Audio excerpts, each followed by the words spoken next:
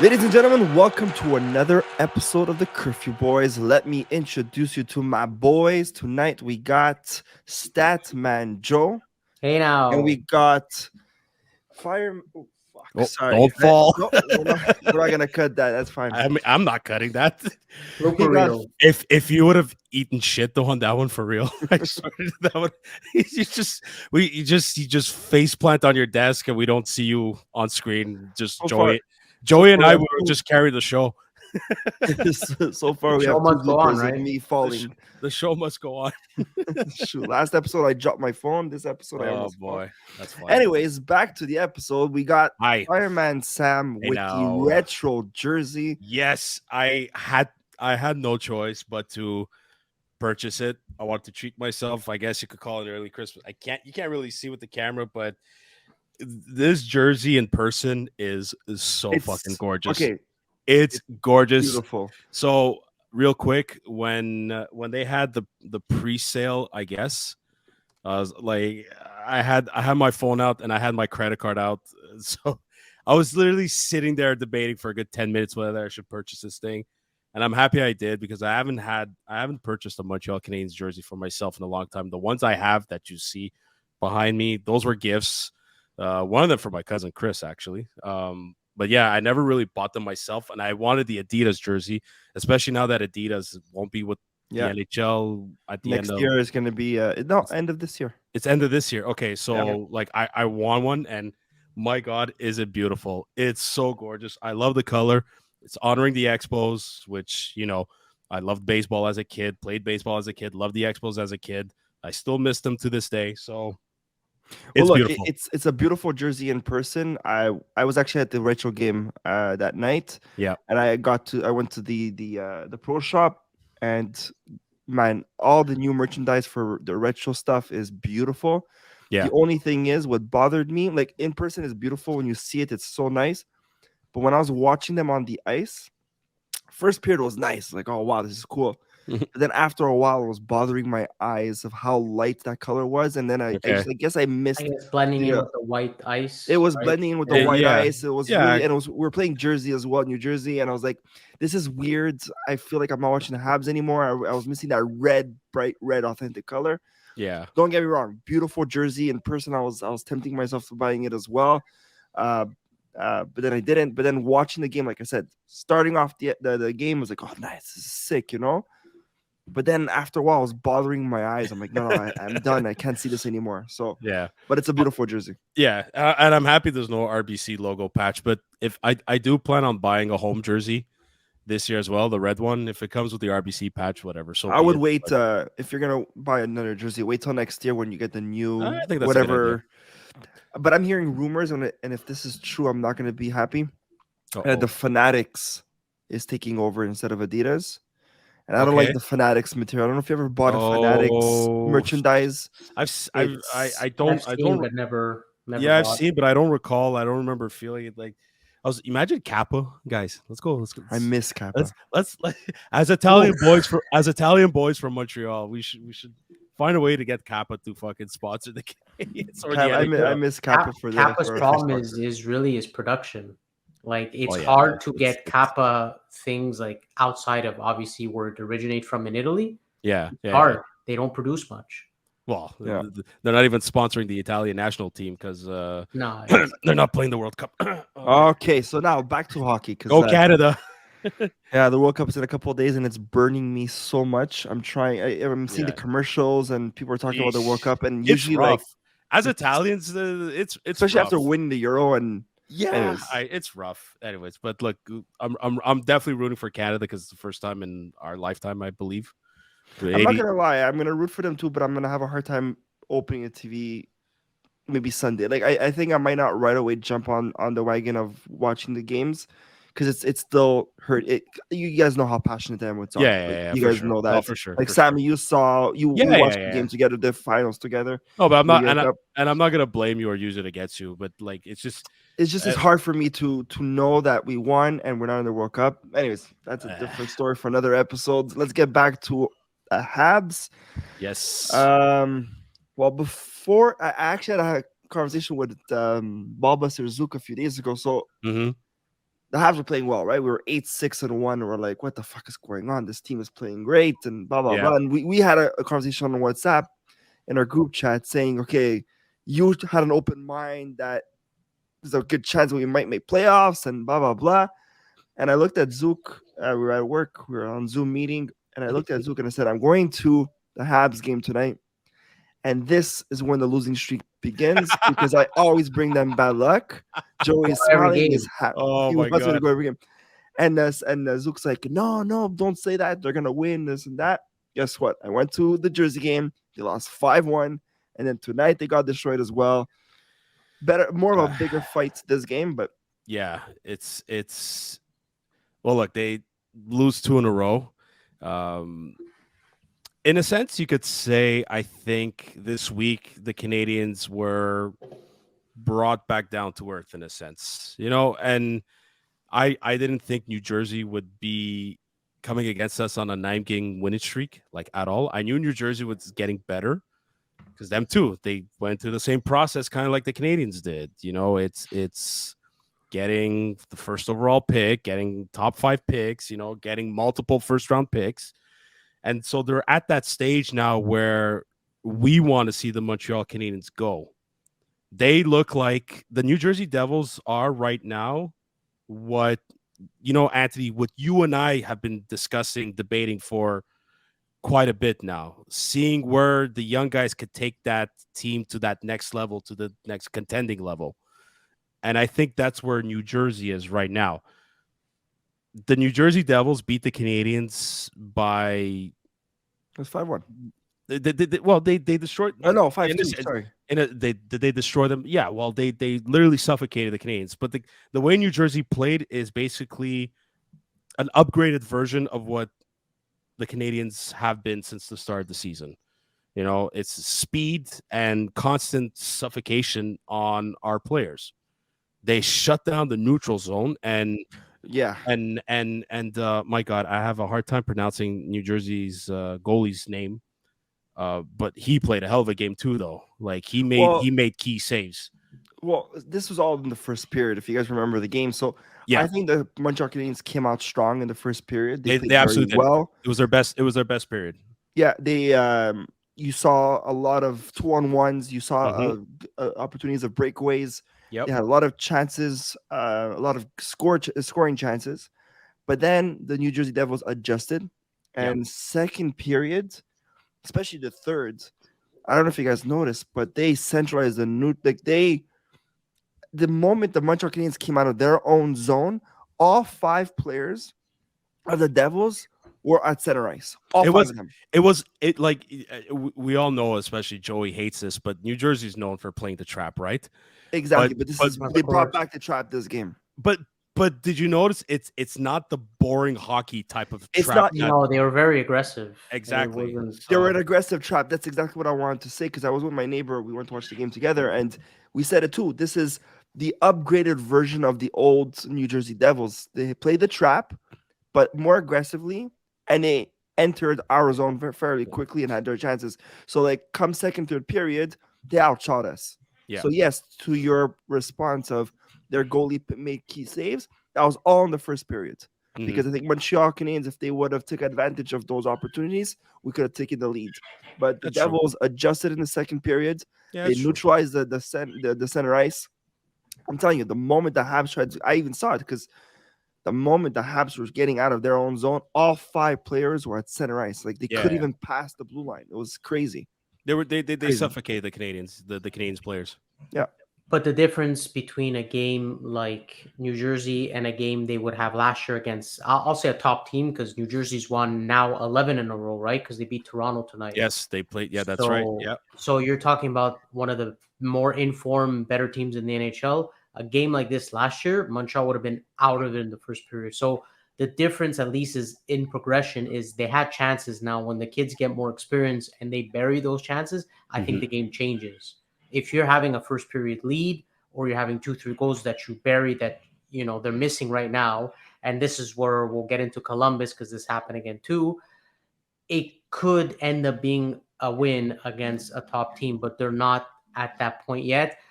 But it's not, this was more of an expected loss as opposed to maybe Columbus. And when we get to that, but Columbus was a bit more of a disappointing loss, I would say. It's a bit of a soft Yeah, game, and it's we'll get to that, and I'll expand yeah. on it. To go back on New Jersey, I mean, look, I missed the first two periods, but I went to rewatch it, and first period we had it. We had it against a good team. Like we actually played a good period against a good team, and then second and third, it just kind of showed, we're just not there yet. And the Yeah. chances that they had were, I mean, Jack Hughes is hard to stop. They have, Dude, he's bringing his game to another level this year. yeah. I mean, hey, they have the Montreal legend Tatar. Not a bad Okay, game.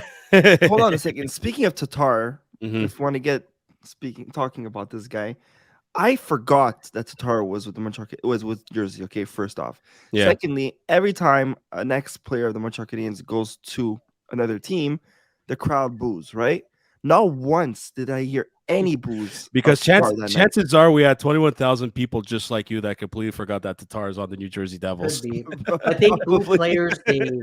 I think they boo players that they hate that left Montreal, and that it's more.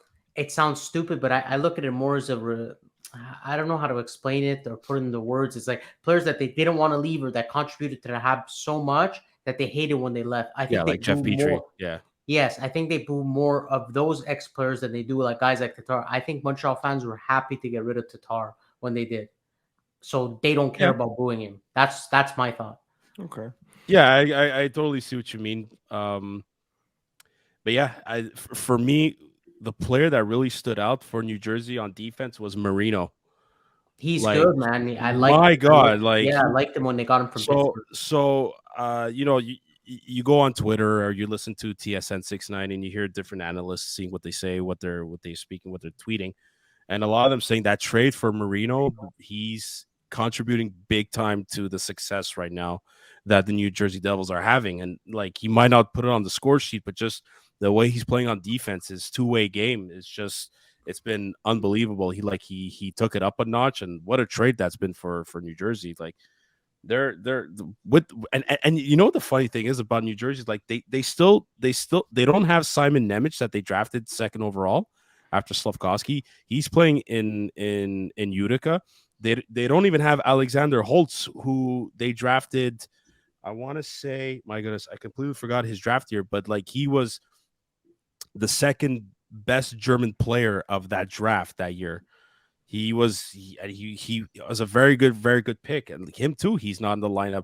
They don't even have Nolan Foote that they got from Tampa Bay when they traded Blake Coleman to them, and he's a pretty decent prospect. Like, they don't have those guys yet in Luke Hughes as well. in the NHL lineup. Yeah, so like the New Jersey is gonna get even better. And what gives me hope is that I kind of see the trend that the Montreal Canadiens are taking in that direction. There's still key pieces they're gonna have to bring in, and in order for them to do that, they're gonna have to eliminate some of the current members of the roster right now. But the way the New Jersey Devils are going, that's the way I want to see the Canadiens go. And so far, it seems to be on the right path, more or less. And Sander, you mentioned about New Jersey making a smart trade for Marino. They did the same for Vanacek, the goalie, right? They traded He played to Washington. I thought he played great though on Tuesday. He's been good from the beginning of the year, him and Wedgwood. But they made a smart trade with Washington to get a goalie, and it's working out for them. And add in Dougie Hamilton there on defense as their number one. Like, Dougie Hamilton's an awesome defenseman.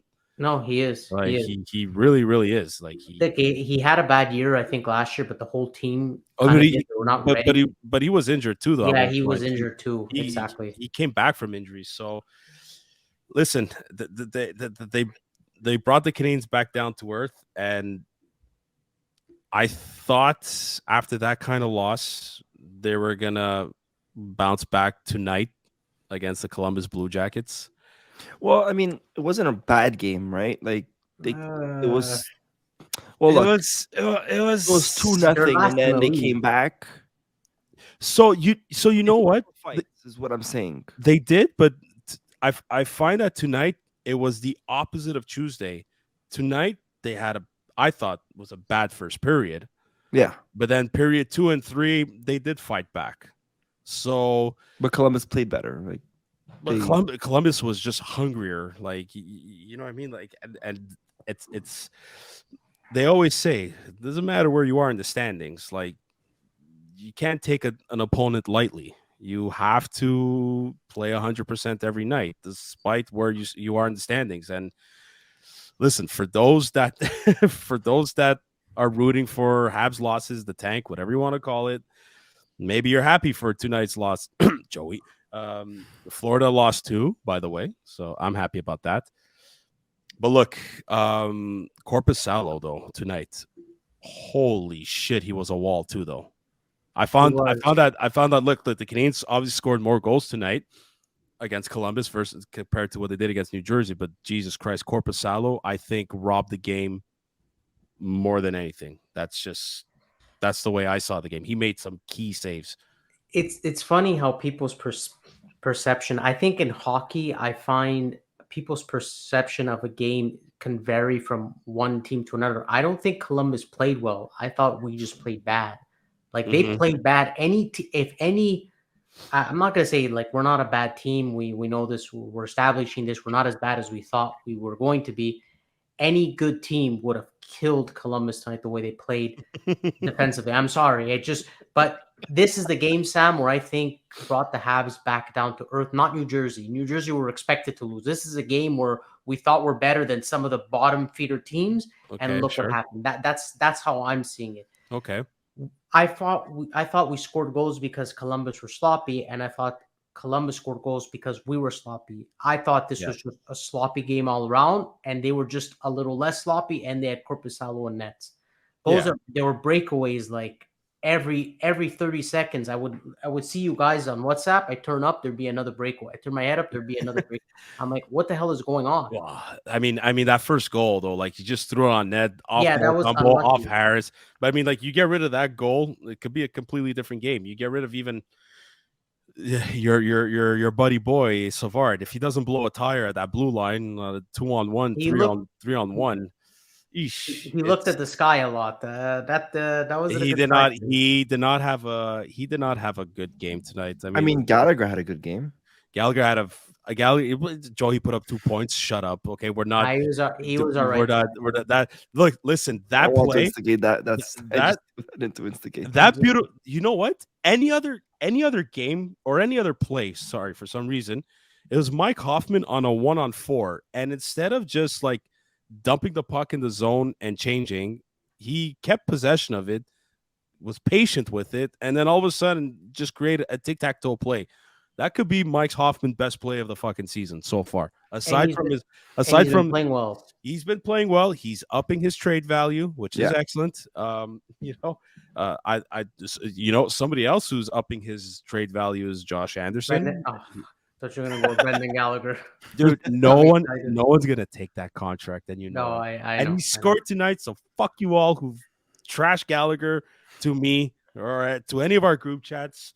So Gallagher's staying as a Hab for life. It is what it is. Yeah, because no other GM in this league is gonna give him another choice. So it's Motombo. I thought he came back down to earth tonight. He was playing actually very well. Oh, he was horrible. He was like Motombo of last year. This was his worst game. This was his worst game of the season so far. Edmondson, Gooley, maybe it was because more of Savard's mistakes. Savard, obviously, they were bad. You know who was our best player in my opinion, even if they scored 6 goals against us, was Kovacevic. I really thought he was playing fine. He had a lot of opportunities. Harris was good with him. I've actually really liked the pairing them two together. Harris had a couple of unlucky bounces that they scored 2 goals. Well, he scored himself. So he had a kind of up and down. Kovacevic played very, very well. Kovacevic implemented himself a couple of times in the offensive zone. Like for some reason, he's charging the nets. Like, yo, buddy, where do you come from? Which is a good thing to see. It's great, but at the same time too, it's like you want to see that, but at the same time too, it's if a player is playing in a style that's not his game, that means that the others have to step up in a sense. But it's a positive thing. They were like, this guy's, he's trying to go out of his comfort zone, if you want to call it that. It's just finally, tonight was a game where we're getting more secondary scoring outside of that first line. The loss against New Jersey is the first time this season where I think Caulfield, First line Suzuki, did nothing. Doc, and nothing. Doc Yeah. were shut down, and they were shut down good by New Jersey. Tonight, it's kind Well, of. Suzuki I put mean, up 2 points again. Cole got shut down again. Oh, yeah, that's right. good you mention him, Anthony, too. I thought was our worst player on offense was actually Caufield. I thought he had a horrific game. He missed wide open net, couldn't keep the puck in at a lot of He time. missed a wide open net, and he also had an opportunity where I don't know why he stalled. He had an opportunity to shoot. It was in the first period. He had an opportunity to shoot, but he waited for Suzuki to come in for the pass, but it was too late. And that's He made a lot of thing. those tonight. And that's one thing. I actually give credit to my wife on this. Every time I watch hockey with her, she gets very annoyed when, for example, power plays. The Montreal Canadiens, they wait for the perfect opportunity. They don't just shoot on that. So you two, you were thinking that they were trying a bit too much tonight. But even against Jersey, those power play chances that they had, they were in the offensive zone for the whole 2 minutes, and it's like one shot on net, and like everybody's screaming, shoot, shoot. You even hear the fans, shoot, shoot. But I find they waste, and they've always been like this. Yeah. They always wait for the opportunity, which is fine. I get it, because you don't want to get the shots blocked and, force a breakaway or whatever, right? A turnover. But there's a lot of opportunities where I think the league, that's why Montreal's power play is never as successful as we hope every year, right? Because they're so easy to read their power plays. They're always passing. They're always doing tic-tac-toe until that opportunity. So everybody's waiting for it. They're all ready for that perfect shot. If you can start shooting the puck, surprising the other team, you never know. Like tonight, Columbus scored that random shot, tipped it on Harris, went in. You can get those lucky breaks here and there. Just shoot the fucking puck. There has to be the lane to be open. I know with your wife's thinking of it, because when I watch hockey here, he's telling your wife to shut the fuck up. No, I told her at the game, like, no. They have to wait for the opening. They have to wait for the lane. Joe, just admit it. This is what I was gonna say. Anthony knows what I'm speaking about. When I watch games, family, friends, it's like the same thing. Just shoot the puck. But sometimes people are saying to shoot when I'm sure she said it. Yeah, I'm sure she said it at the right time. But people are saying to shoot when there's literally two guys in front of you. If that puck gets blocked, it's going for a breakaway. But I think the Habs are too worried about things like that to happen. So maybe they try to find a perfect open, which is not right either. But they're not there yet with the power play. You got to be really synchronized. Yeah, exactly. No, but you're right, and that's what I was telling her. And I get. Like, it's just because the whole 2 minutes you're in that zone and you're not shooting the puck, you're just tic tac toe. And I get it as a hockey player. You want to wait for that opening lane because you don't want to screw up that turnover. But then again, there is opportunities that you still could shoot, but they don't because they don't have the confidence to do so. So it's a good and bad thing. Well, that's it. And a lot of the power plays relying on that Suzuki play where the defenseman or they have a bit of that the umbrella positioning going on, where there's one guy at the point, and as he's waiting for Suzuki just to like loop next to him, give him an opening, and Suzuki on that right side, he comes in and he scores a lot of his power play goals like that. That's how he does it. There's either that Mike Hoffman. Sometimes we don't know if we could rely on him, and Sammy has great underlying numbers. Hoffman. I'm an analytical standpoint for advanced statistics. He's actually leading Canadians in like high danger scoring opportunities. Oh no, I have no doubt. And then the other player they rely on is Caufield after, but we still don't have a quarterback on that power play because after that first wave. It's like cool. It's like we like the Gallaghers, Anderson, even Dvorak if you want, but there's not much. There's not much that they can do on the power play. But you know what we're really missing that I noticed. I mean, it's obvious, but I noticed it more at the game. I guess because I was there and I was paying attention a bit more. We have our sniper. We finally have our snipers. We have the Cole Caufield to the left. Right, left side, and then you have Suzuki on the right. You have those like beautiful snipers, like those patch ready goals that we used to get, right? Okay. But what we're fucking missing is that threat at the blue line, like the Sheldon Surrey, the Shea Weber, that slap shot. We have that dangerous shot. I'm thinking more of a quarterback, like we're missing an RJ Markov. Yeah, I yeah, think no, more I of a know, but We're I'm missing Marchand. also, that. but we're also missing that dangerous shot, But the like thing that. is, that dangerous shot, Auntie, it's like you're saying we've had this problem on the power play, like we don't shoot, and you're right, we don't shoot. But when we have that one person that could shoot, we only rely on him. And for a few seasons before, it was Shea Weber because he had the slap Yeah, shot. But other than that, we didn't really have anybody. yeah, Right but it'd now, be we nice don't to have. have that ammunition eh, where the goalie doesn't know. Is it going to Yeah, be no, Cole? Is it for going to be sure. Suzuki, or is it going to be Shea Weber shooting? You know, For sure, you want that shot, and everybody thought maybe Chris Weidman could have been that, but look at that, he's yeah, not he's even not. doing that in the power, and he's a healthy scratch. He's been a healthy scratch for a while But now. So it's still better now than it was when it was just Shea Weber. It was, remember, we would have a power play where all they would mhm. do, it would be from the right to Shea Weber, and it'd be about shot, then 10 seconds later, another shot, then 2 seconds later, and it would be Well, block, miss net, block, block, block, block. It but would if that's always be the same thing. it was their only weapon, so they might as well use it. Right. Now in a sense you could say we have maybe two more weapons in Suzuki and Caulfield, but we still need that quarterback. We need Yeah. like I can't believe I'll say this, but Drouin before he got injured for 2 games before that, like he was quarterbacking that power play. He was looking good. You know, he assisted on a Suzuki goal on the power play. The game against Pittsburgh last Saturday, which was an awesome game, could be one of the best games of the season so far. Hey, Jonathan Drouin did well on that power play, and it allowed Sean Monahan to get a power play goal. And this is the effect of getting those missing players. If you get a quarterback power play, it'll allow you to get Drouin down to the second unit to Mhm. help the team out, because the second unit is completely like I it's not great. I understand giving Jack Eye a chance because he's probably the defenseman with the most shots. I kind of get Marty St. Louis thinking about it. I really want to start seeing Caden Gooley though on the power play. I Yeah, want to. likewise. He's going to be he's looking like he's going to be the future number one defenseman of this team. I love watching him, and watching him live too. Like you see him on TV and he's great, but in person, like The kid's a beauty.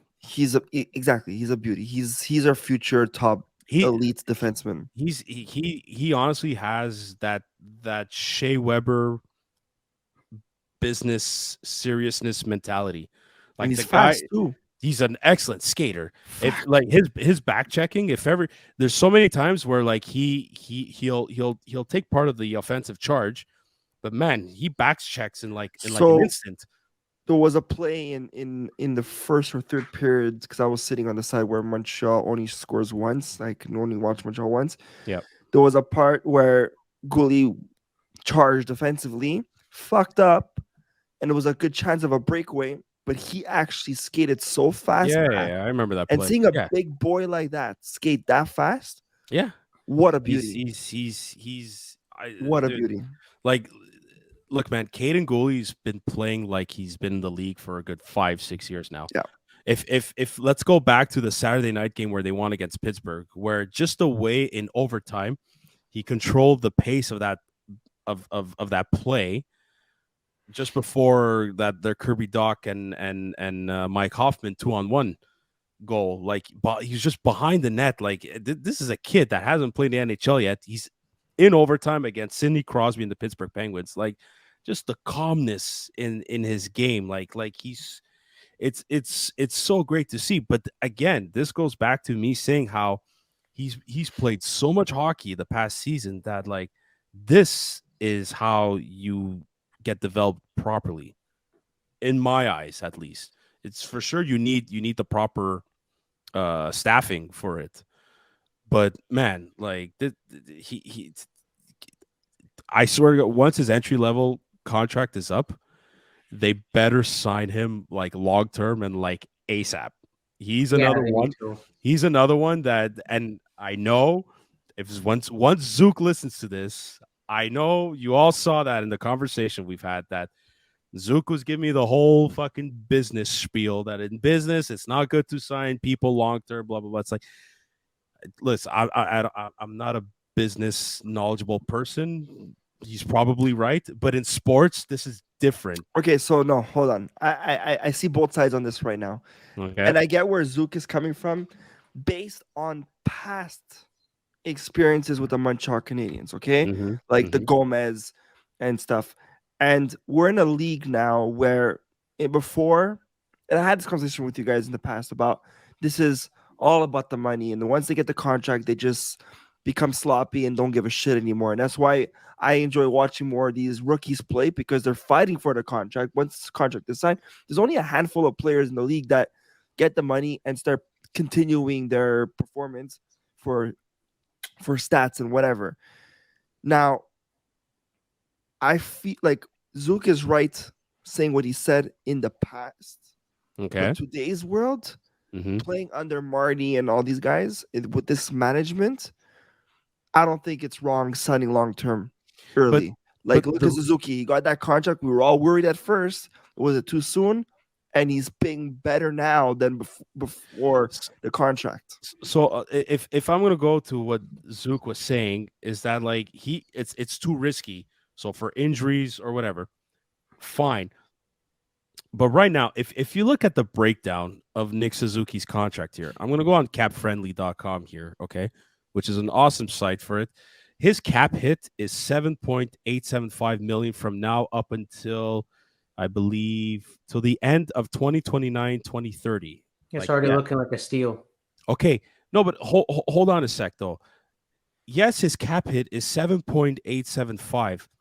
What he's actually getting, total salary, including base salary, signing bonuses, everything, total salary he's getting this year is $10 million. He's getting $10 million this year. He's getting $10 million next year. He's getting $10 million the season after that. In 2025-26, it's going down to 8.75. The season after that, 6.25. The one after that in 2027-28, 6 million. So right now we have him at a cap hit of, like I said, 7.875. Right now, can you imagine though if we would assign him to a bridge deal of like again $6-7 million, but then after that, at the end of that, he's still a restricted free agent at the age of 24, 25. We'd have to sign him for another 3-4 years till he becomes a UFA, an unrestricted free agent, which is past 27. You'd have to sign him at $10 million. Yeah, 10 plus million for You sure. would If have he because continues playing this way. so when I say so, it's hard for me to explain this on a group chat, okay? But that's what I was saying with Zook is that they need to do that with Caufield because right now there's lots of chatter going around, especially after Tony Marinaro's podcast, the Sick Podcast, had Jeff Gorton on there. Like he basically unofficially confirmed that Cole is staying here and he's going to stay here for a long time. This is what I want. This is what I think is important, especially if those two are going to be so far our top pieces on offense. If he's going to be that guy that's going to score 30, 40 goals, it's like him too. I would much rather see him get more or less the same contract as Suzuki. Let's say we'll extend it to a cap hit of 8 million, 8.5. But you do the same thing. You give Caufield now the max dollars he might be worth. You could give him the 8, 9, $10 million, but you average it out throughout longer term that you pay the most of him now, kind of in his prime, but like that you avoid having to pay even more long term. You get what I'm saying? No, and you're right, I fully agree with what you're saying. I was just in the past, old world, Yeah, I would because be worried about these long-term yeah, contracts because because to me, I've always witnessed the moment these people get that long-term contract, it's goodbye, Charlie. Like I'll score that 100 goals before my contract, but as once I sign the dotted line of that $10 million, I I suck. Look at Gomez. We give him $7 million, he scored fucking 1 goal in 7 years. well, look, the Gomez thing, that was New York that gave him that contract, but we went and get him. And I understand Zook probably has PTSD with Carey Price's long-term contract, and Yeah. he's injured for the rest of his career. I get that. I get the concern, but the injuries is a risk no matter which player it is. It's the Yeah. same. Yeah. It's the same risk for McDavid as it is for Michael Pezzetta. You know what I mean? Like no matter what, the risk is there. I just want to. I want players like Caufield, especially our future assets. I want players like them to avoid a bridge deal. I'm looking at Kirby Doc. They gave him the bridge deal because let's But be he's still honest. outperforming his bridge deal so far. Say that again. He's still outperforming the current deal that he's on. Absolutely, but he got that bridge deal because we know his potential, but he hasn't shown it yet. He's You know what I shown mean? less, less than average. Whereas Caufield and Suzuki, just the way they've been playing, the way they've been progressing since they came into the NHL, you know they're going to be that good. And even though Kirby Dach is he's the 3rd overall pick. I know the Montreal Canadiens are cursed with 3rd overall picks on this team, whether we draft them or we trade for them. I understand that. But yeah, Kirby Dach, you can understand why they gave him a bridge deal because there was still a bit of uncertainty there. I don't think there's going to be any uncertainty for Cole Caufield. I truly think and hope, and too bad Zook's not on the episode with us, but for sure he'll hear it and we'll talk about it. But he's not the only one. I want the same thing to happen to Caden Gooley. You could throw in Jordan Harrison there if you want. You could even throw in Xhekaj in there. Lane Hudson in the future. Absolutely. Lane Hudson in the future. You want to throw in Uri Slafkovsky? Absolutely. If Owen Beck all of a sudden shows, Jesus Christ, this kid could be a second-line center in the NHL, fucking do it for him too. Like, but your top pieces from now till the future, in terms of where you're hoping they're going to bring this team, you want them signed long-term. And kind of like the way Chicago did with the 4 key pieces that helped them win cups. Jonathan Toews, Patrick Kane, Duncan Keith, and Brent Seabrook. They signed all those guys long term, and don't forget, they all signed them under. None of them made over $9 million in terms of cap hit. That's key. If you look at every single Stanley Cup champion within the past 10 years or so, none of them, no player made over $10 million cap hit. McKinnon too, obviously, is the best example we can Jesus give. Christ! No, we have the right guys in management to play this right. Trust me. Suzuki's showing it, right? Oh my God, 21. He has 21 points in 17 games. Just his assist tonight is like shows he's definitely a $10 million player. The way he assisted that goal to Jordan Harris was something that shows like this is a top line player. Guys, speak of Jordan Harris's goal. Uri Slafkovsky gets his first career assist on that one. That's right. Yeah. So that's right. To him. And again, like it's man, I love Jordan Harris play. I'm liking Slafkovsky on this 4th line here. Am I the only one? Yes. Yes, but sorry, Joe. I just want to say one thing. I like him as well. Sorry. Okay. That's what I meant to say. I'm just having again, I think it's just because he's a rookie, just started, and he needs to build confidence. Mm-hmm. But the guy needs to use his size to his advantage. Like, he's a big guy. Use it. He's not using time, man. It's hard. I know. No. We had this conversation with Angelo on the episode, and he's still young. He still has to build the confidence. But there's a couple of times, if you see, when he goes behind the net, like the defensemen have a tough time taking the puck off him. There was one play where he just kept going back and forth until he tired out the defenseman, and he fed the puck one hand to, I don't know if it was Pizzetta or Evans on his line, but he created a scoring chance. And it's little things like that they're telling him to do.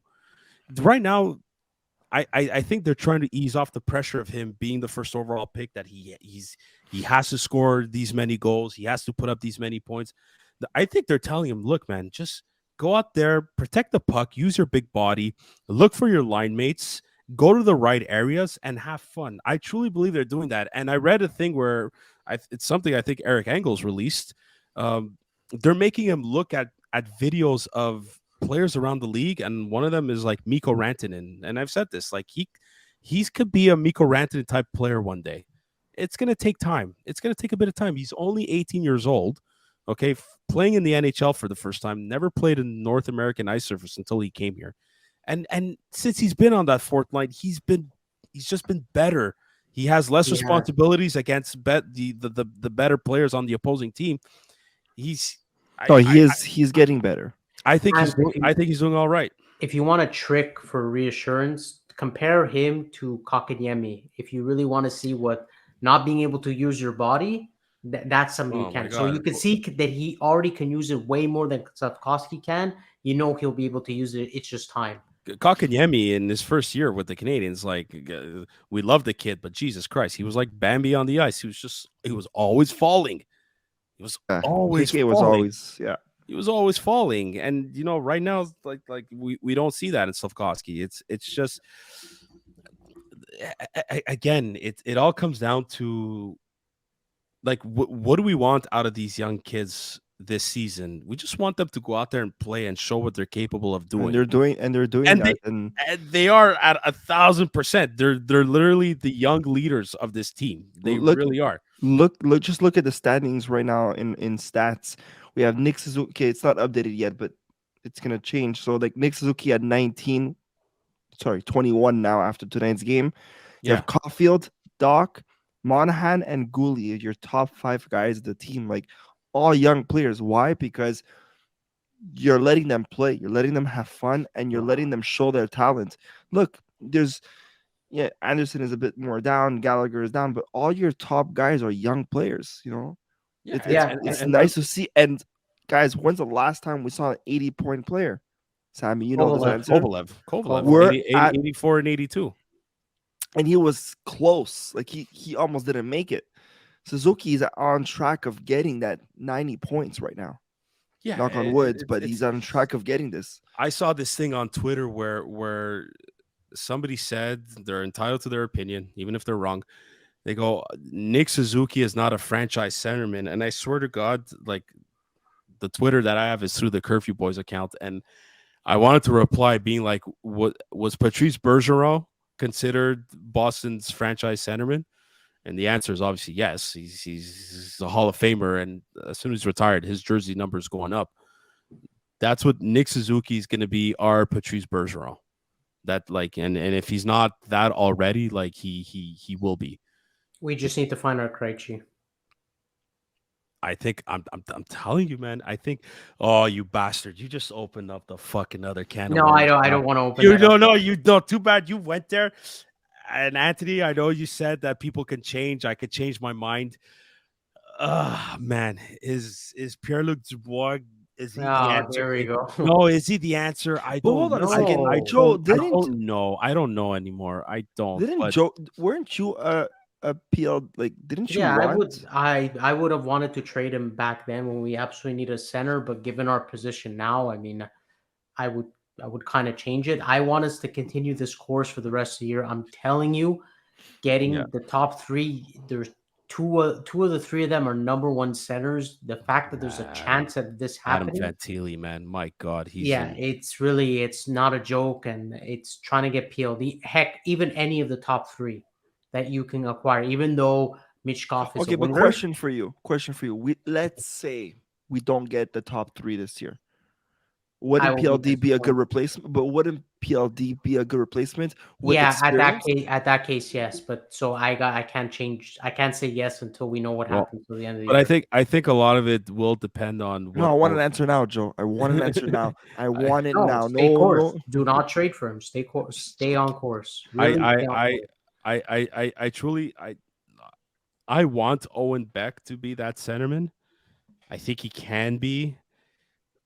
I'm not 100% sure though. Like he's either going to be a decent number 2 and at best an awesome number 3 centerman. I'm seeing him as the number 3, Sam. I just that's how I'm seeing it for now, but things can change. But things could change. Like I don't want to see Philip Massar at center. No, me neither. I want to see him on right wing. I want to see him on right wing, and then his future left winger is Juraj Slavkovsky. You put the best friends, you put the Slovaks together, the best friends together on the same line in the future. Connor Bedard centering it? Sure. Fuck, you put Adam Fantilli centering that? Oh my God. There's because Anthony mentioned it, right? Where you mentioned about our stats, and who did you read as our first line? This is what we're gonna have to get better. Is we need second. I don't want. Monahan's not going to be a piece that's going to stay with us. I don't think so. No, I don't want Doc to leave that line. I want that line to stay together forever. Exactly, but the way Anthony read who's leading the Canadians' points, he read our number 1 line. It's the first line. Awesome rookie defenseman, and Monahan, who's not going to really stay with us. He shouldn't, anyways, but he might. That's our top scorer. So this is how you kind of repair the second line slowly. But why wouldn't you think Monahan stays? Just Mm. trade value. It's a if you look at smart asset management, it's somebody you can trade. If he really loves Montreal, somebody you can trade for picks, and then what you do in the offseason, you re-sign him. Here. So Yeah, he was a first round what? sixth pick in Yeah, 2013. and I remember that draft here too. And Remember, so Calgary gave us a first rounder to take him. to take him, well, that's but And yeah, imagine you flip him for more picks. well, when's that first round? That first round's in 2025 though. But like Still, so like speak of Calgary, like are we gonna fleece them another first round pick if we send them Josh Anderson? I hope so. Like But do they even have any first round picks to give us? well okay, hold on here. Let me go check Calgary. But like, look, we took their 2022. Did we take their 2022? Yeah, when we got to Yes. Foley, when we got to Foley, Yes. and Smilanich. We have their 2025. I mean, they have to have the 2024, don't they? Hold on, I'm gonna go check this right now. Yeah, the more first Yeah, rounds we yeah, have, they do. Yeah, they do. But the thing is, it's that. Okay, hold on a sec. But Because their 2024 pick is under condition of where they finish and where Florida finished from that Monahan trade. There's a thing going on. So, listen. Okay, I'm opening up another debate here, but it kind of falls all under the same subject. So they had the big GMs meeting a couple of days ago. I forgot where exactly, and they asked Kent Hughes, like, "Look, we're if your team makes the playoffs or is fighting for a playoff spot, what's the plan?" And he said, "He's like, I'm not looking in to bring in anybody to help us make the playoffs." Well, he didn't say word for word. He said, "I'm not looking to trade future assets for." Now, like for right now. So basically, reminds me of Bergevin. He said the Bergevin- same thing. He would say the same no, but exact thing, which is smart. but like I don't see the Canadians as being buyers if they're fighting for a playoff spot this year. I don't, and I don't think, despite how well the Canadians play, or no matter how well they play and where they finish, I think the plan is still. I'm going to use the word rebuild, but it's not. I still think Kent Hughes and Jeff Gordon are looking for future assets. It's either in draft picks or it's in prospects. I don't think they're going to trade for a veteran presence to help them go further in the playoffs. No. And I still think, even if they are in a playoff spot, come March, the trade deadline, I still think they're going to try to get rid of Monahan. I still think they're going to try to get rid of Dandanov. I still think they're going to try to get rid of Drouin. You could add in Mike Hoffman in there. All of a sudden, Josh Anderson's name, who was in demand even last year at the trade deadline, and apparently even at the draft, I think he might try to give up those guys too. And apparently, there's talks now that their GM, that there's other GMs that are contacting the Canadians. For who exactly, I don't know. It could be a good guess. It's Josh Anderson. But this is why I love Hughes. Stay on course. This Yeah. doesn't change. Stay on course. But you know what I see Gorton and Hughes doing, and this is a perfect example. The whole picking up Doc was a good example of how I see the future of the Montreal Canadiens. I like Bergevin was more of a guy hoping to get these drafts, right? Mhm. But I think Hughes is the type of guy who would rather pick up an experienced draft like Doc, someone who has now 1 or 2 years in the NHL. Like, Mhm. I think, I'm not saying this is true, but I would see Hughes saying, okay, Bedard Fantilli or I'm not saying this is happening, but Shane Wright. Let's say he was playing fantastic this year. Okay. He's great, he's good, he's not giving his full potential, but he's there. And then this year, next year, he's doing great with Seattle.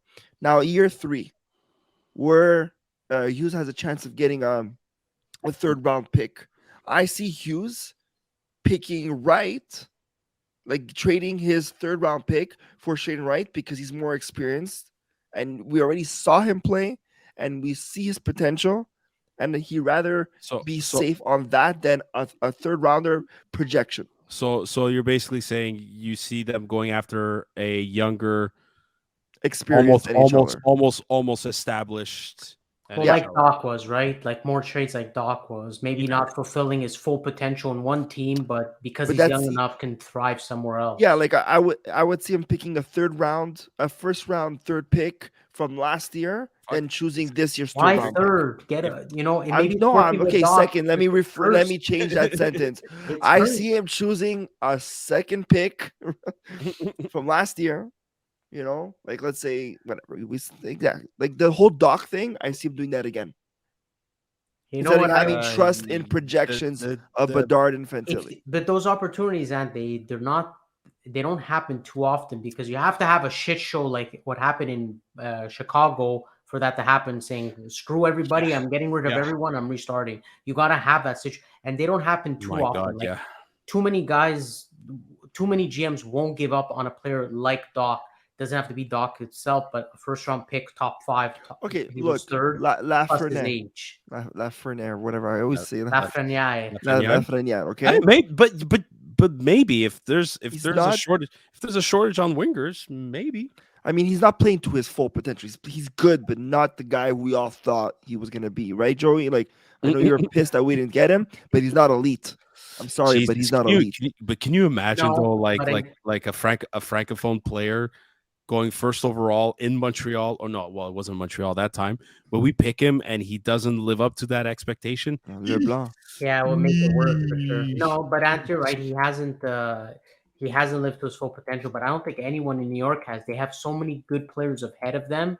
I think it's kind of hurting a bit the development between him and Capo. But that's the story. But that's what I would think he would do. Like let's say next year, you know, we have some drafts that we want to give up, and Lafreniere is available. I would see him potentially risking picks for him because he's established, and maybe he sees, okay, you know what, with under my management and with my coaching system, he'd be better here in Montreal than Rangers. Yeah, but I see that happening. Guys, I'll give you a little treat, and you guys are gonna laugh at this, but you know, I'm happy to be, and I hate saying this because this usually doesn't happen often. I'm happy to be wrong. We made the playoffs against Pittsburgh, and who did we draft that year? Was Caden Gooley, and look at the difference between Caden Gooley was the third best defenseman of that draft. No, but the way it worked out, in a highly deep draft, they said it was one of the best. He, after Jake Sanderson and for Ottawa, and Jamie Drysdale of Anaheim, who suffered a bad injury right now. No, but just to say, like, you never know what could happen. If we don't end up making the lottery, the playoffs by playing the play-in round with Pittsburgh, we don't win that round. So maybe not taking. So Joey, what I want to hear you say, because you were so mad at me that year. You were mad at me one more time. You were so pissed at me. I don't repeat. Like, Anthony, how dare you wanting to make the playoffs? Why you were so excited? I want you to say that my excitement made this team better. Never. You said it before. My God. He said it. But we reap the rewards of having these high draft picks. The Caufield, well, thank you, Philadelphia, and obviously with Slafkovsky, which I think is gonna help us in the long run. And I'm telling you, if this draft comes, by the way, Sam, if you haven't seen Connor Bedard's goal tonight, go watch it. I haven't. Look, Connor Bedard is leading the entire Canadian Hockey League, the entire junior leagues. I know he's leading in points. I just want to go back real quick to Anthony and Joy. You guys were talking about Lafreniere not living up to his potential. Look, Jack Hughes, he's in his 4th season right now. Only his 4th. Living up to it. And now he's living up to it. But he started last season. Look, 56 points in 49 games. Put up 26 goals, but the 2 seasons before that, it wasn't. And you also have to have the team around you, right? New Jersey are for better. Sure, absolutely. It's, again, I know I'm repeating. It all comes down to the player and their work ethic, you know. But yeah, Joel, I'm with you on this one. You know, I want the Canadians' chance to get the top 3 pick as much as you do. Like, I really, really do. But even you could, I'm willing to push it even top 5 and at worst top 10, because top 10 is supposed to be pretty good as well. Before we wrap this up, guys, you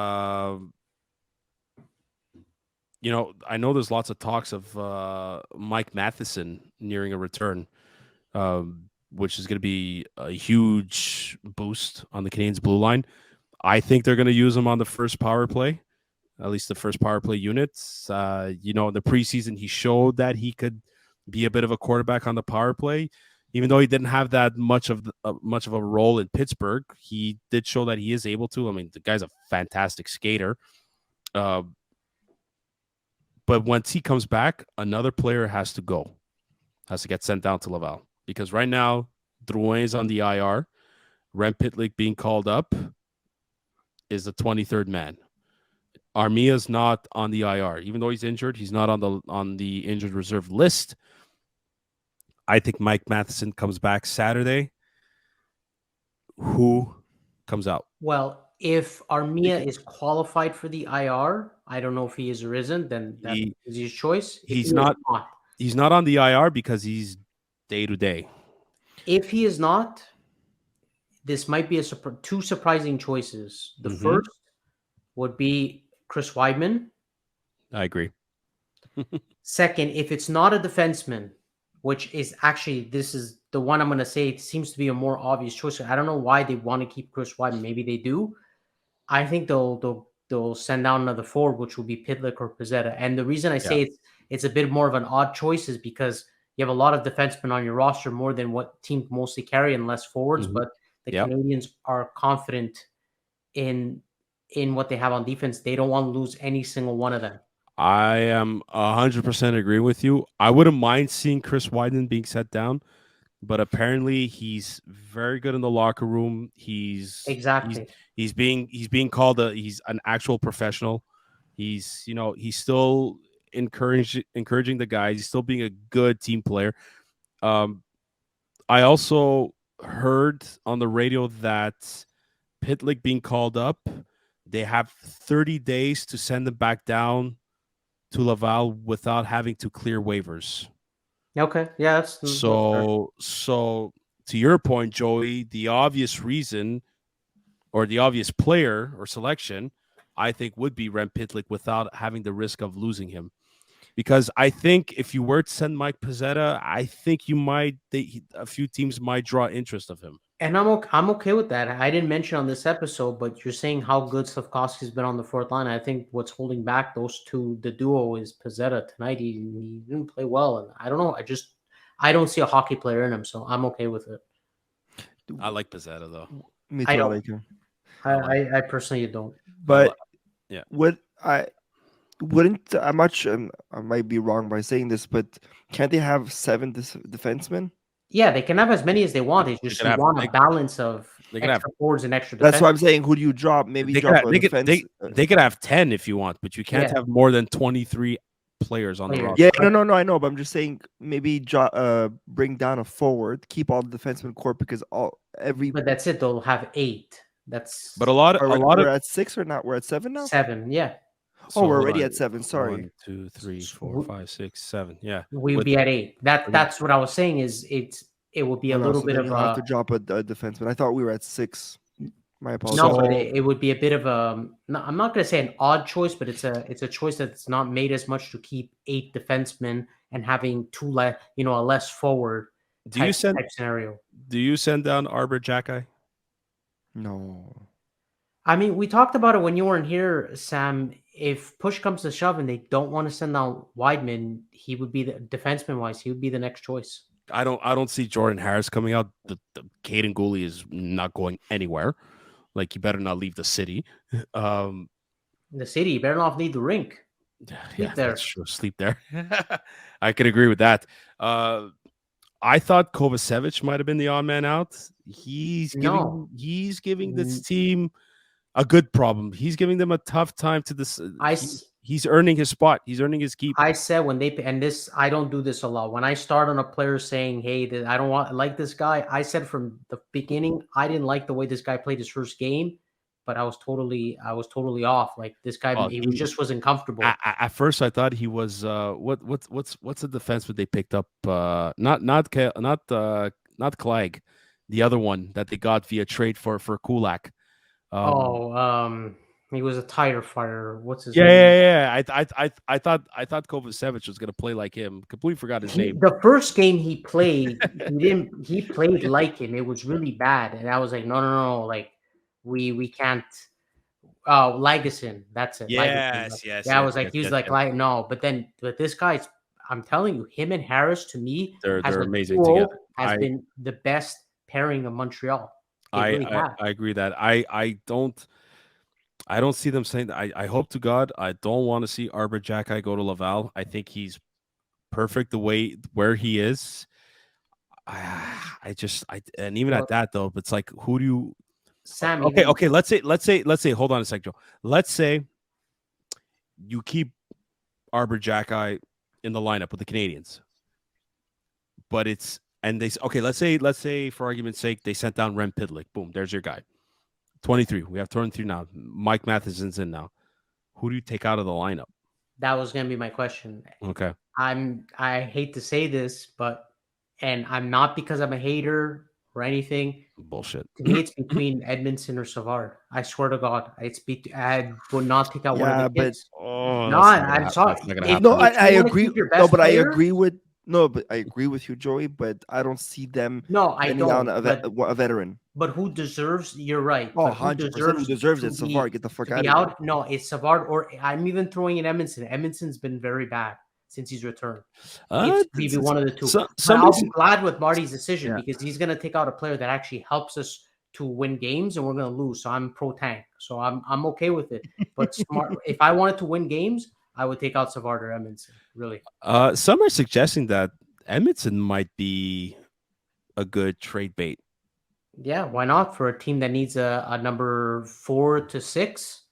I mean, why not? He can definitely do the job with like So more Joey experienced defense around him. Joey says Savard needs to be out of the lineup. I said Savard or Edmondson. Don't just say I'm a Savard hater. It's one Well, of the two. Well, Joe, come on, let's admit you're a Savard hater. Yeah, Let's- he let's- sucks. But But I one of the agree two. with that statement 100%. If we had to choose who to send down, who deserves to be sent down, yes, Edmondson or Savard, more Savard no. than Well, no, It's it's not- not. It's not about being sent. It's Send not about down. sending down to Laval. It's like who's a healthy scratch.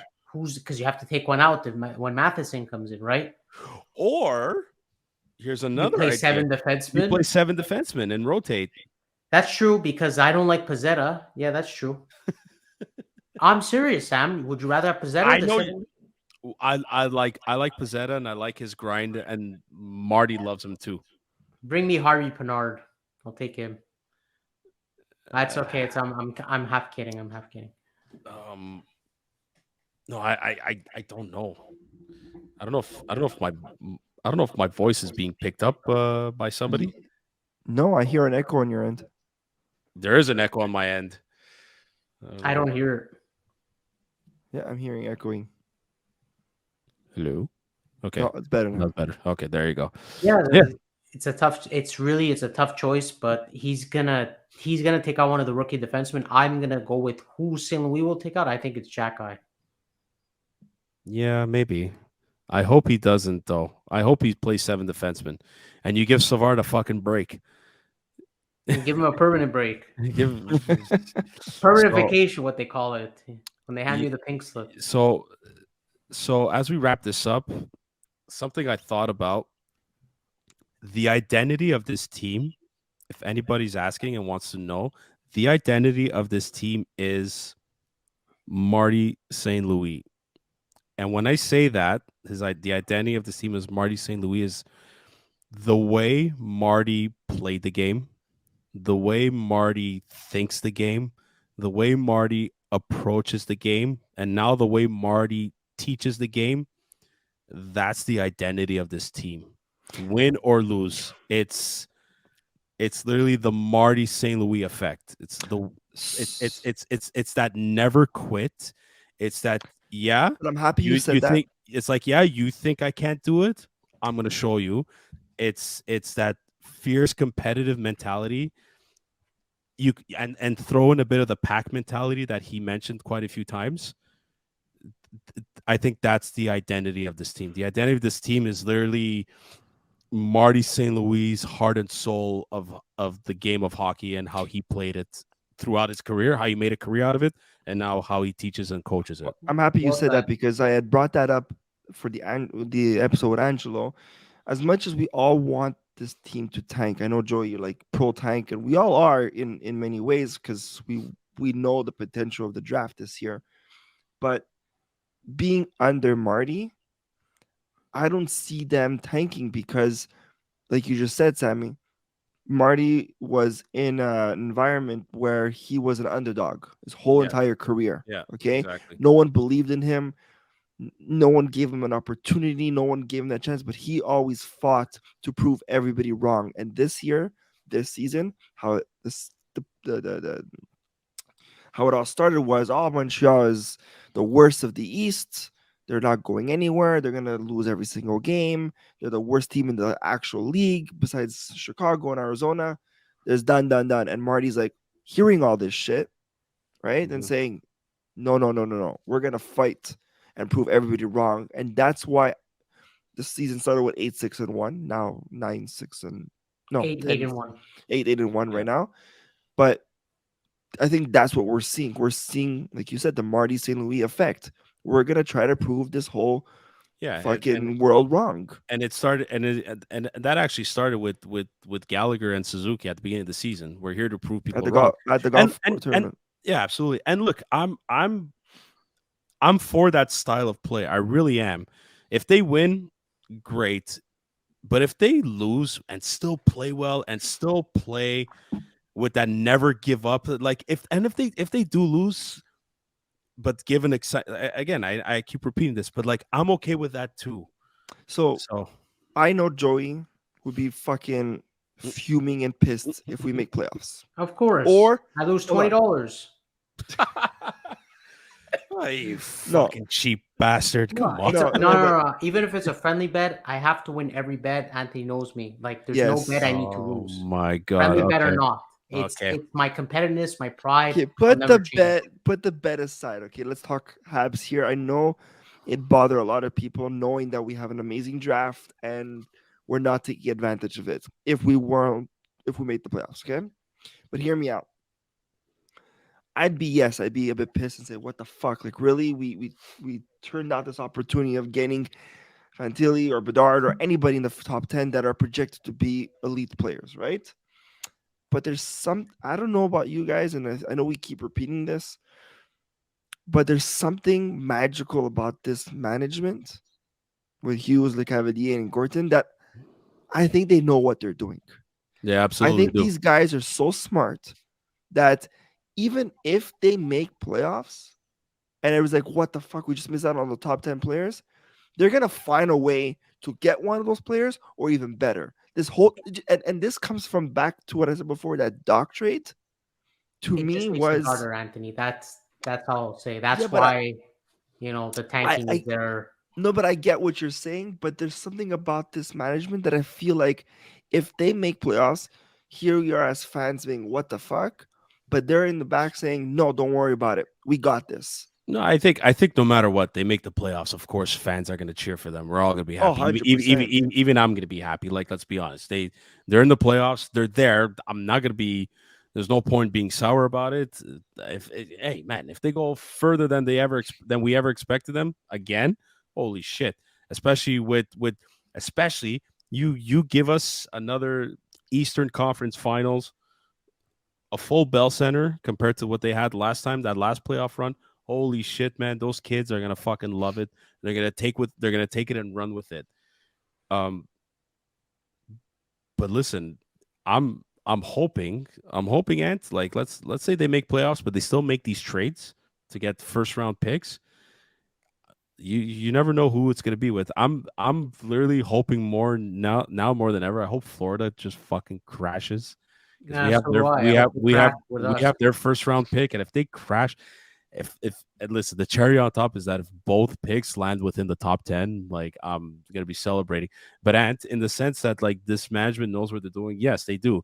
They know what they're doing with the future prospects too. Like you look at Owen Beck now, how he's playing. You look at Massar, how he's playing. You look at how Sean Farrell is playing. Look, Riley Kidding right now is killing it in the Quebec Major Junior. Joshua Roy is still having a pretty good season. Lane Hudson, right? Everyone's still buzzing about this kid. Logan Can't Mailloux, wait. he's putting up a point a game, even more. You know what I mean? There's I want this draft to be kind of like quote unquote the last missing piece, but I think a lot of them are in place, and a lot of them they're signed at pro contracts already because I think they see the potential of those kids and what they can bring for the future. And I'm with you on that. Like I'm excited I'm excited for the team, but most part I'm excited for this management. What's to come next in terms of They're just too. There's something magical about these guys that I'm just waiting. I'm just well, waiting. And it's just different. It's been different, and we knew this when we saw this, but we keep being impressed by it all the time. And now more than ever, like especially well, look, when I come back to that Cole Caulfield extension, fuck, you have an ex player's agent now as the GM. Like well, look. We were, you can't lowball him. but this again. Just I keep saying the word magical here, but let's go back in time where, we were so pissed at Gauthier. And no, sorry, when Gauthier started, we're like, oh, we're excited, and then nothing happened. And then we got pissed. Then Gainey comes in, or was it Gainey first and Gauthier? I don't remember now. It was Gainey Gainey, first, and then Gauthier. Yeah, so when Gainey. Gainey started off well and then crashed, and then Gauthier came into the picture, we're all excited. Okay, this is the guy who's going to bring the team, Nothing. whatever. No, And then that crashed. It was and then- mostly when Bergevin came in. We were like, okay, Yeah, but Yeah. but there's something about this management. I don't know. I'm it's time will different. tell. It's different. It's different. Again, it's a two-headed monster. Like we say can't use. Jeff Gordon is doing a lot of it too, man. And again, when they came out of that GM's meeting saying we're not trading picks now to add in players to this team to help us if we're fighting for a playoff spot, right then and there just told me that no, they're sticking to the plan, and the plan is to build this team for the future, not exactly for now. Right now, they have assets that are making a name for themselves. It's the future I'm really excited about, but I'm telling you, I'm bipolar this year. I said it now. I'm gonna say it again throughout the season. If they win because they played well, fantastic. I'm happy. If they lose, guess what? I ain't losing sleep either. I want that top 3 pick as much as Joey wants, probably even more than Joey wants. But No. I'm trying to be what? No. When you're What? screaming yes when Columbus is scoring and you're like on your knees hoping for a win, when you get to that level, then yes. What do you want from me? This is a struggle I gotta live with, but I know what I want. Okay. We both want it as badly. We just both want it very badly. I want it more than you do. Okay. I Like doubt it. there's many things I want more than you. But like I know right now a top 3 pick is definitely up on that list. That sounded so horrible. But anyways, was- Joey. Meant to be horrible, and he knows it. Yes, my Joey Statsman question of the day. I'm going to be integrating this right. end of the podcast. Okay. Start with this. I wanted to mention it with the defenseman, Kovacevic. Do you think he is our best waiver pickup? I'm going to say in this modern era, even over Paul Byron. Just a yes or no. It's going to be I'm going to find a question of the day to ask. It's still early to tell. I mean, we're only. If you want to bank on potential and see how it's going to play out, do you think it's even a better pickup, Paul Byron? Just a simple yes or no. I still think Paul Byron was the best waiver pickup that I've seen to the best of my memory. Anthony? I have to agree with Sam. It's too early to tell. I mean, I love Byron, and I'm a big Byron fan. I've always said I love Byron, and I was disappointed when they put him on waivers last year. Like I'm a big Byron fan. 20 goal seasons without being once on the power play. Like, so, and don't get me wrong, I love Kovacevic. I love him so far, but it's only 17 games in. It's too early to tell to say that he's better than Byron. Because right now, till this day, to me, Byron is a Hab. Like I love him, and I've always enjoyed watching him play. Kovacevic has to prove himself a lot more. For sure, I get that he was a better waiver pick. I'm gonna bank on potential. I think he's gonna be as impactful, if not better, than him. Unless we get all those good defensive prospects that kick him to the curb. But as a waiver, I really think for the time and what we need a prospect, I really think But he's it's hard literally to the best. compare Yeah, it these is. two different positions, right? No, but I'm You're saying looking at a how. defensive guy, and you're looking at a guy who was scoring goals. Yes, for I'm us. not comparing them as players. I'm just comparing them how they've impacted Montreal. Okay. And just tonight said like, yeah, this guy to me is going to be our best waiver pickup in the last like 10 years, easily. Yeah, dude, it's. I mean, anything's possible, for sure. But just right now, if you're saying the best, to me, the best is definitely Paul Byron. Fair enough. I was just talking about it. There was an article I read. I'm like, yeah, I gotta ask the guys on the podcast, and I don't like. I want to It's see their a very thoughts good on it. question, but I Good think it's too question, early bro. to. Good question. Good question, Joel. I'll tap your back off. Joe, I bet But- you. I bet you $20 though. He'll never be better than Paul Byron. How do you judge that? I'll bet it right now, but how do you judge it? Well, we'll just bet. We'll just bet. Just You'll get your $20 back from what you lose when they make the playoffs. I'll do it, Sam. Just I don't know what you're. We'll talk about odds and what all you $20 consider. until we see how long he lasts with the Canadiens. And I mean, he's in top 4, whereas Byron was never in the top 6. So he's already looking to be trending in that direction. no, right now Byron is top 1. Okay, so All right, ladies and gentlemen. yes, I think it's time to wrap this up. So, guys, it was a good night. We missed the Yeah, it boys. was We fun. miss Ballbuster Zook. We miss Chipman Adrian. I haven't Adrian. seen Adrian in a while, man. I think he's overdosing on those chips I hope not. since 'cause Halloween. He's got to show signs of life, please. He's getting ready. Yeah. He's preparing for Christmas. How many bags of chips he's gonna eat? I don't Oh know. my god, with the whole family showing up, if we do a typical Italian dinner, oh my god. Forget it. To all our followers out there, listen to us on Spotify, Apple, and any podcast platform that you have. You can all see our pretty faces on YouTube. Follow us and subscribe on our channel. And guys, follow us on Instagram for amazing content. Follow us on Facebook, Twitter, and soon TikTok. Until next time. Maybe. Until next time, you guys know the drill. Bye, Bye now. Good night.